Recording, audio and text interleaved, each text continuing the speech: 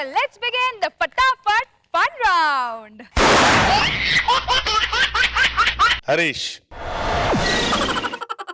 ఇది యాక్చువల్గా ఇండస్ట్రీలో జరుగుతున్న జోక్ సార్. అంటే నాకు ఇండస్ట్రీలో పెద్దవాళ్ళు ఎవరు చెప్పారు, ఒక నాగుపాము సినిమా, ఒక నాగుపాము పగబడితే ఎలా ఉంటుందని ఆ సినిమా దాంట్లో ఆ షూటింగ్ అప్పుడు ఏం జరిగిందంటే, ఒక కాస్ట్యూమర్ షూటింగ్కి వెళ్తే ఒక పాము ఒకరిని చేజ్ చేస్తుంటది. అయితే వాడి షర్ట్ కంటిన్యూటీ మిస్ అయింది అనమాట. అయితే అప్పుడు డైరెక్టర్ దగ్గరికి భయపడుతూ వెళ్ళాడు, సార్ అది ఆ షర్ట్ కంటిన్యూటీ మిస్ అయింది, మరి ఎలా అంటే, సర్లే డబ్బింగ్ లో చూసుకుందాం అన్నాడు.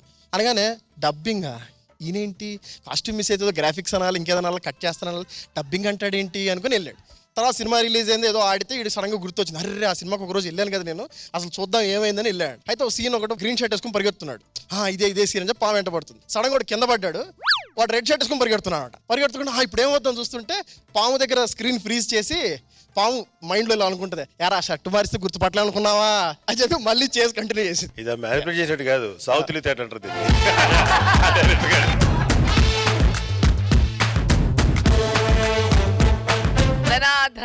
ధనరాజ్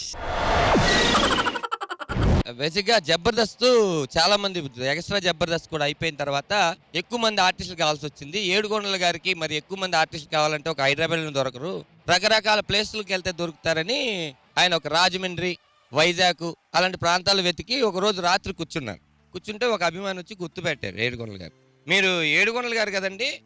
అవునండి. ఎన్ని రోజులు ఉంటున్నారు? ఎందుకు కొత్తోడు ఎంకరేజ్ చేయడం ఎందుకని, నేను రేపు వెళ్ళిపోతున్నారా మీరంటే ఆవిడకి ఎంత ఇష్టం తెలుసా? ఈయనకి ఇంకా అప్పుడు ఎవరికి నేను ఒక 4 రోజులు ఉంటున్నానే. మీరు వచ్చారు, మీరు టీవీలో మీ పేరు చెప్తే ఆవిడ ఎగిరి గంతేస్తుంటది. అవునా? ఆవిడ ఎలా ఉంటారని అండి. దేవదాస్ సినిమా రిలీజ్ ఇలియానా కాదండి, మరి అంత ముందు కూడా చేశారండి ఒక సినిమాలో, అనుష్క కాదండి, ఎవరండి? రమాప్రభా గారు అండి. అచ్చు అలాగే ఉంటారు. నీ అబ్బ రమాప్రభా గారి కోసం నాకు ఇంతసేపు చెప్పావని నేను నేర్పాను. Wonders Venu wonders. ఫ్యాన్స్ లో రకరకాల ఫ్యాన్స్ ఉంటారు సార్. ఒక్కొక్కరు ఎలా బిహేవ్ చేస్తారో అర్థం కాదు. మొన్న వైజాగ్ వెళ్తాను సార్, ఎయిర్పోర్ట్కి వెళ్ళగానే ఎవరో వచ్చి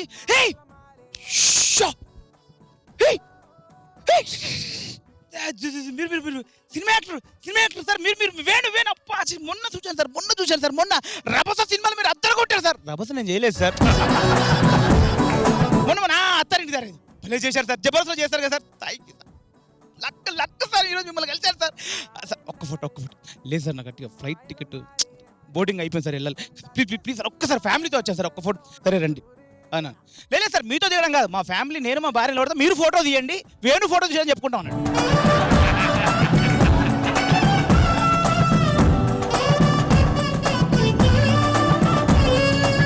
షేకింగ్ శేషు. మన వేణుగారు చెప్పినట్టు ఫ్యాన్స్ తోటి మాత్రం భలే ఇబ్బందిగా ఉంటుందండి. ఒక మంచి రౌడీ షీటర్లో ఉన్నాడండి ఆయన. సుమో డ్రైవ్ చేసుకుంటూ సీరియల్లో చేస్తున్నాను, కారాపు కారాపమనడం ఆపానండి. కింద దిగో, ఏమైంది సార్, ఏమైంది, కిందకి దిగా అని దిగాను. ఈ అమ్మ జబర్దస్త్ బలి చేస్తావు అన్నాను. ఫోటో దిగు, పో బండేసు పో. చాలా సంతోషం ఆయన. మన సుధాకర్ చెప్తాడండి. ఇద్దరు భార్య భర్తలండి. భర్త అప్పుడే ఉదయాన్నే లేచాడు, భార్య వంటగదిలో వంట చేసుకుంటుంది. భర్త లేవగానే భార్యతో మాట్లాడుతున్నాడు, సుశీల ఏంటండి ఒక్కసారి రా. వచ్చాను చెప్పండి. ఏమీ లేదు, రాత్రి ఒక అద్భుతమైన కళ వచ్చింది తెలుసా? ఏం కళండి అది? మన పక్కింటి పంకజం నా కళ్ళలోకి వచ్చిందే. ఒక్కతో వచ్చింది కాదు. అవును, ఎందుకెలా తెలుసు? వాళ్ళ ఆయన నా కళ్ళకి వచ్చాడు.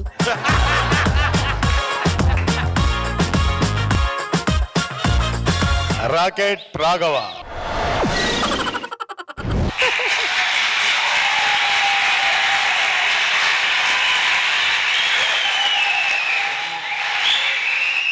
అసలే ఇక్కడ జోక్ ఏం లేదు, చాలా టెన్షన్గా ఉంది. అదిగో మళ్ళీ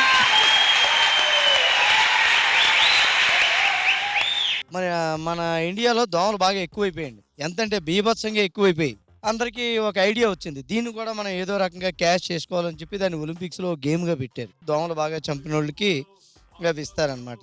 సరే, ముందేమో ఒక చైనా వాడికి పెద్ద కత్తిచ్చి వాడిని ప్రవేశపెట్టారు. ఒక 4 దోమలు గాలిలోకి వదిలేరాడు, రఫ్ రఫ్ రఫ్ రఫ్ రఫ్ అనేసి కొట్టేంటారు. అంతా అయిపోయి చూస్తే 4 దోమలు 8 ముక్కలు అయిపోయి కింద పడిపోయాయంట. ఓ అందరూ చప్పట్లు కొట్టారు, కేక సూపర్.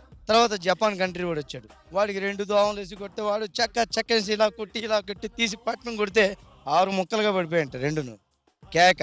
తర్వాత మన ఇండియన్ ప్రవేశపెట్టారు, ఇండియా వాడు కళ్ళకి గంతలు పట్టుకుని మరి కత్తి పట్టుకుని వచ్చాడండి. ఒక 2 దోమలు వేస్తే చక్కని తిప్పేసి వెనక్కి వచ్చాడు అంతే. దోమలు 2 జర్రమని గాలిలో ఎగిరిపోయాయంట. ఓడిపోయాడు ఇండియా ఓడిపోయాడు అంట.